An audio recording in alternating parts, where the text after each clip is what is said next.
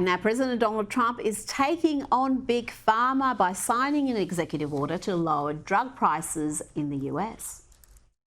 Starting today, the United States will no longer subsidize the health care of foreign countries, which is what we were doing. We're subsidizing others' health care.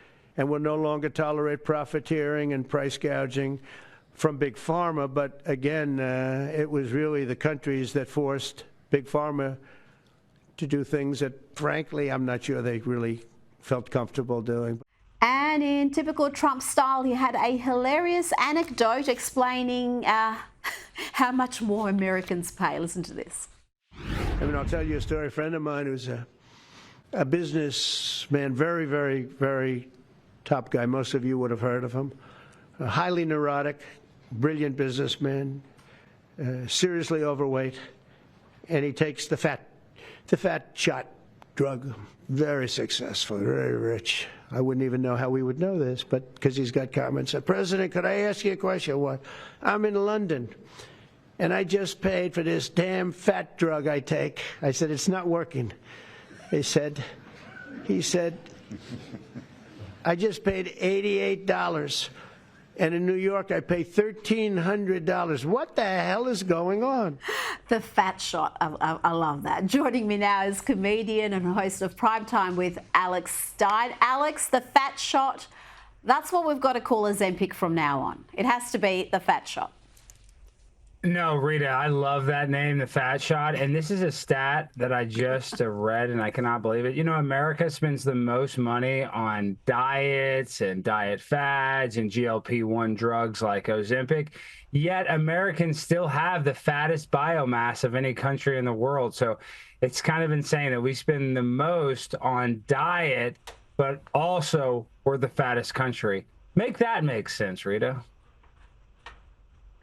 It is crazy, and yet you've got Democrats, you've got the usual suspects in the media who are raising objections to this policy. How could you possibly be against Americans paying less for pharmaceutical drugs?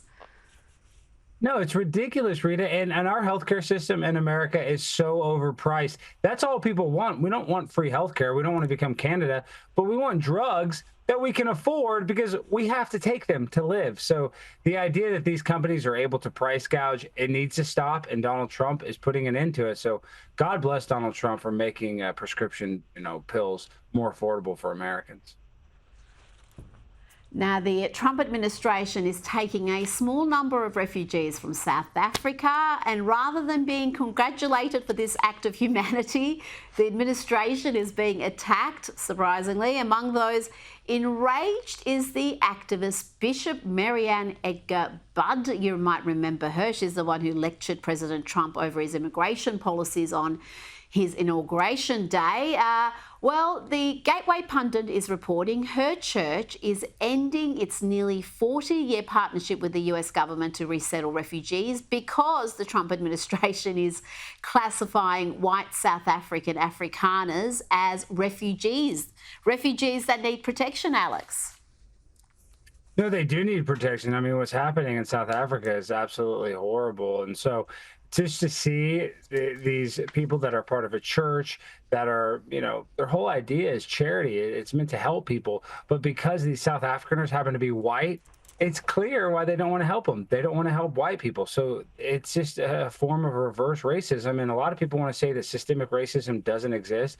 But I hate to break it to you, it does exist in America. And in the 60s, it was done against black people. And in this modern day era, it's done against white people. And it sounds crazy, but that's really the world we live in, that these are refugees. And because they are white, we have people that are part of a church that are refusing to help them. I mean, it doesn't get more racist than that. And there is just so much evidence of the way they are persecuted and targeted and why they're in danger in modern day South Africa. This is not some conspiracy theory. It's something that has been reported on widely. We've talked about it on this program a number of times. Now, this is a little more trivial than all that, and I can't get enough of it. This Bill Belichick, Jordan Hudson story, Alex. I'm among the millions just who can't get enough of this. 24-year-old girlfriend of the legendary 73-year-old football coach. Well, she fell short in the Miss Maine Beauty pageant, placing third, and she didn't look too happy about it, Alex.